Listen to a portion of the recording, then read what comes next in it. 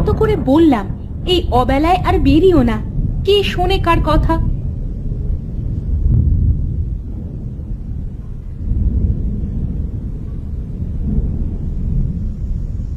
কি গো বউ, তুমি এভাবে বাইরে দাঁড়িয়ে আছো কেন? কি করব বলো, তুমি তো আমার কথা না শুনেই বাইরে চলে গেলে। চারিদিকে কি কালো মেঘ করেছে একটু দেখেছো? হ্যাঁ হ্যাঁ, সেই জন্যই তো দৌড়ে বাড়িতে চলে আসলাম। এর মধ্যে কোথায় গিয়ে কাজ খুঁজবো বলো? চলো ঘরের ভিতরে চলো, যা জোরে বাতাস বইতে শুরু করেছে তাতে তো মনে হচ্ছে ঘর বাড়ি সব উড়িয়ে নিয়ে যাবে।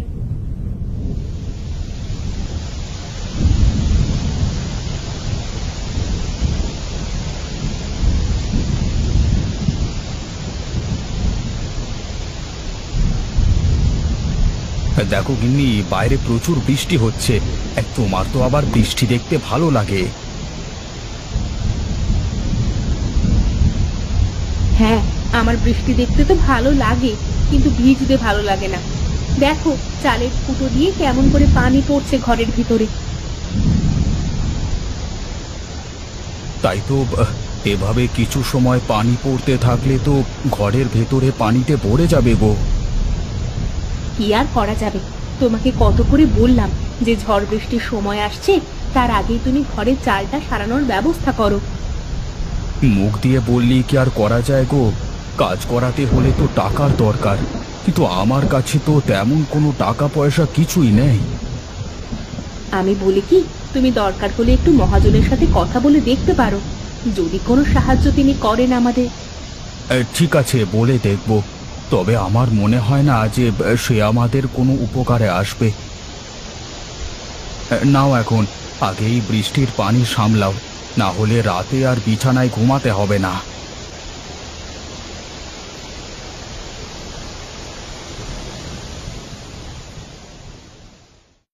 দেখো দেখো, আমাদের কি সর্বনাশ হলো দেখো। এখন তো এই ঘরে থাকাই মুশকিল হয়ে যাবে।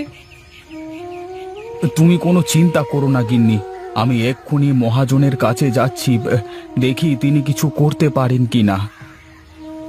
ওগো, মহাজনের কথা শুনে যাই বলুক না কেন, তুমি শুধু কোনো রকমে ঘরটা সারানোর পয়সা জোগাড় করো। তুমি তো জানো না গিন্নি, মহাজন মানুষটা খুব একটা সুবিধের না। কি দিয়ে কি চেয়ে বসে কে জানে। আগে গিয়ে তো দেখো কি বলে, তারপর না হয় ভেবে দেখবে। বাবু, আমাকে আর কটা দিন সময় দেন, আমি আপনার সব পাওনা বুঝিয়ে দেব। আর কত সময় দেব তোকে বলতো একটু? দিনের পর দিন তো আমাকে ঘুরিয়েই যাচ্ছিস, তাই এখন আমি যা বলবো তোকে তাই করতে হবে। নে, এই কাগজে টিপসই দে। কিন্তু এটা তো সাদা কাগজ বাবু। হ্যাঁ, এটা যে সাদা কাগজ সেটা আমিও দেখতে পাচ্ছি। তুই যদি এখানে একটা টিপসই দিস তাহলে এখান থেকে যেতে পারবি, তা না করলে আমার লোকজন তোকে ধরে বেঁধে রাখবে। আরে মহেশ যে, তা কি খবর তোর? আজকাল তো তোকে দেখাই যায় না। আসলে বাবু, গরিব মানুষ, কাজ কাম করে খাই, তাই তো এখন আর ওভাবে আসা হয় না। বাবু, আমাকে আর একটিবার সময় দেন, আমি কথা দিচ্ছি এবার ঠিক আপনার টাকাটা বুঝিয়ে দেব। আচ্ছা মহেশ, তুই বলতো, কাউকে টাকা ধার দিয়ে সেই টাকা চাওয়া কি কোনো অপরাধের কাজ? না, ঠিক তা নয়, তবে তাকে সময়ও তো দিতে হবে ফেরত দেওয়ার জন্য। শোন বিনোদ, তোকে আর 2 দিন সময় দিলাম, এর মধ্যে টাকা দিবি, তা না হলে আমার লোকজন তোকে তোর বাড়ি থেকে বের করে দেবে, এই বলে দিলাম।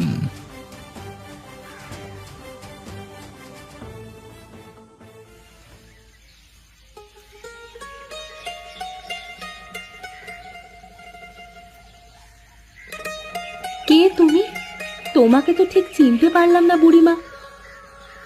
আমি এক ভিখারি রে মা, এই পথ দিয়েই যাচ্ছিলাম, খুব তেষ্টা পেয়েছে আমার, তাই ভাবলাম যে একটু জল খেয়ে নি। ঠিক আছে, তুমি বারান্দায় গিয়ে বসো, আমি তোমাকে জল এনে দিচ্ছি।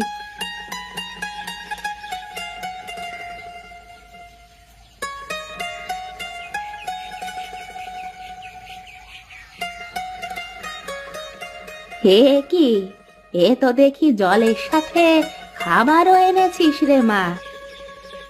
তোমার মুখটা দেখে মনে হচ্ছে তুমি খুব ক্ষুধার্ত, আর খালি পেটে পানি খেলে তো তুমি অসুস্থ হয়ে পড়বে। তুই খুব দয়ালু রে মা, কিন্তু দেখলাম তোর ঘরের চাল অর্ধেক আছে অর্ধেক নেই। কালকের ঝড়ে চালের অর্ধেক উড়ে গেছে গো বুড়িমা। ও আচ্ছা, তাই বুঝি? কিন্তু এভাবে খোলা ঘরে কি থাকা যায়? কি করব বলো বুড়িমা, আমাদের তো দিন আনে দিন খায়, নুন আনতে পান্তা ফুরায়। চিন্তা করিস নে রে মা, সব ঠিক হয়ে যাবে।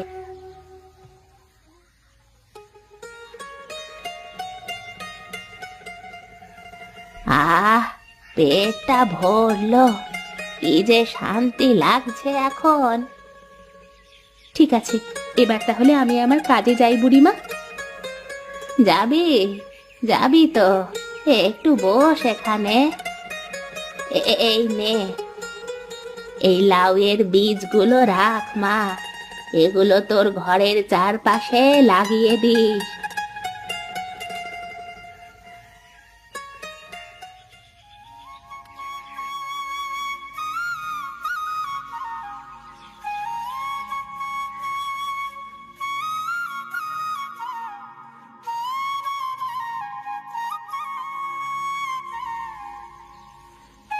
ও হরি কাকা, তুমি এখানে এভাবে বসে আছো কেন? কি আর করব রে বাবা, কালকে ঝড়ে ঘর বাড়ি সব উড়ে গেছে, কোথায় থাকবো আর কি করব? আর বলো না কাকা, আমারও তো সেই একই দশা, ঘরের চাল অর্ধেক আছে অর্ধেক নেই। এখন যা অবস্থা, তাতে করে তো নতুন ঘর তোলাও সম্ভব না। কি যে করি, কোথায় থাকি? মহাজনের কাছে গেছিলাম ঘরে চালটা সারাবার জন্য কিছু পয়সা আনতে, কিন্তু তার কথাবার্তা শুনে আর বলবার সাহস হয়নি। ভুল করেও মহাজনের থেকে পয়সা ধার নিস নে মহেশ, তাহলে দেখবি শেষমেশ আমার মতো ভিটে বাড়িটাও হারাতে হবে তোকে। হ্যাঁ কাকা, মহাজনকে তো আমি খুব ভালো করেই চিনি, সেই জন্যই তো তার ফাঁদে পা না দিয়ে চলে আসলাম, কিন্তু ভাবছি কি করে ঘরে চালাটা সারবো।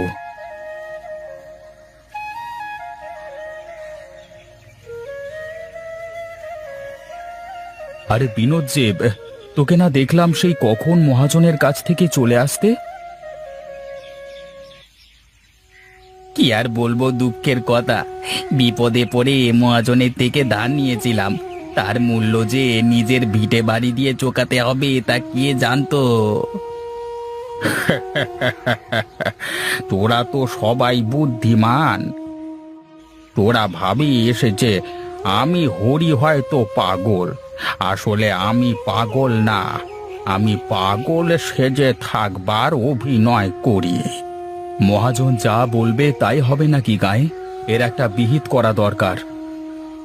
তোর ঘাড়ে কটা মাথা শুনি, মহাজনের সাথে কে লাগতে যাবে? যেই লাগতে যাবে তারও হরি কাকার মতোই অবস্থা হবে। সে যা হয় হোক, এখন আমি যাই হরি কাকা, বাড়িতে গিয়ে দেখি কি অবস্থা।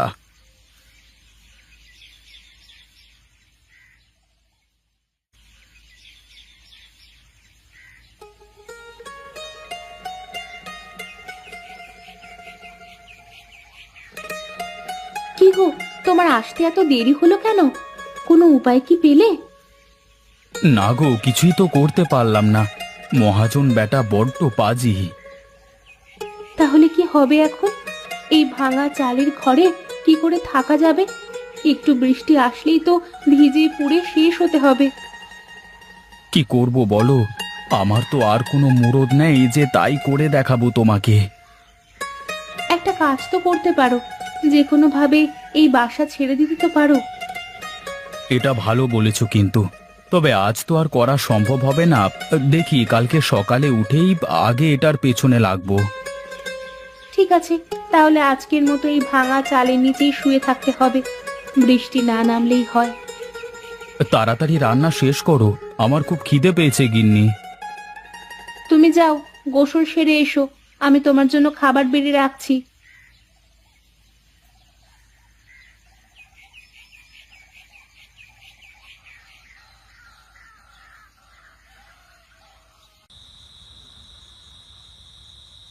বুঝলে গিন্নি, এখনো পর্যন্ত যারাই মহাজনের থেকে টাকা পয়সা ধার নিচ্ছে তারা সবাই তাদের কিছু না কিছু হারিয়েছে।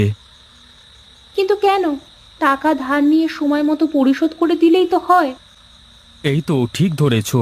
বলি, গাঁয়ের মানুষের কাজ কামের যা অবস্থা, তাতে করে কিভাবে সময় মতো টাকা ফেরত দেবে বলতে পারো? আমি হলেই কি পারবো?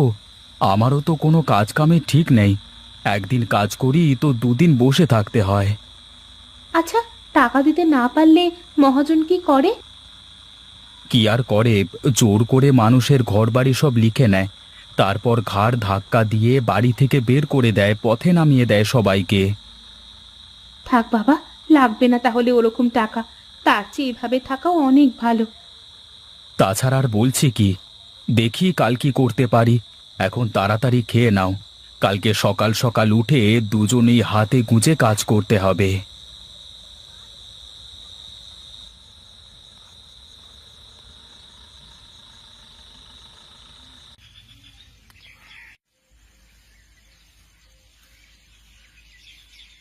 ওগো, ওঠো, সকাল হয়ে গেছে, অনেক কাজ করতে হবে আজ।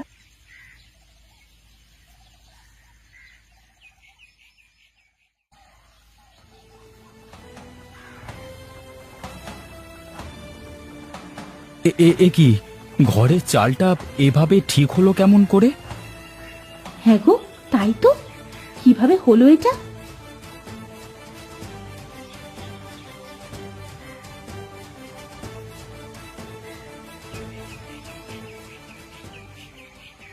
মনে হচ্ছে ঘরের চাল একদম ঠিক হয়ে গেছে।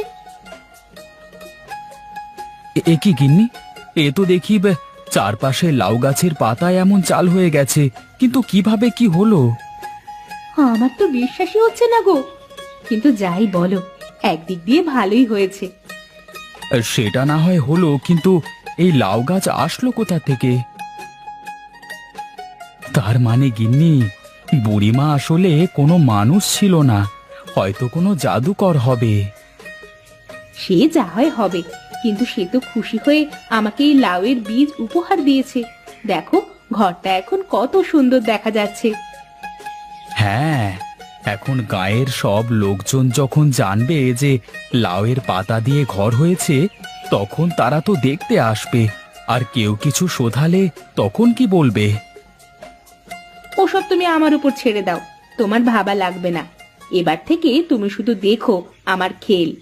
এতদিন তো মহাজন সবাইকে বোকা বানিয়েছে, এখন এই বাড়ি দেখিয়ে আমিও মহাজনকে বোকা বানাবো।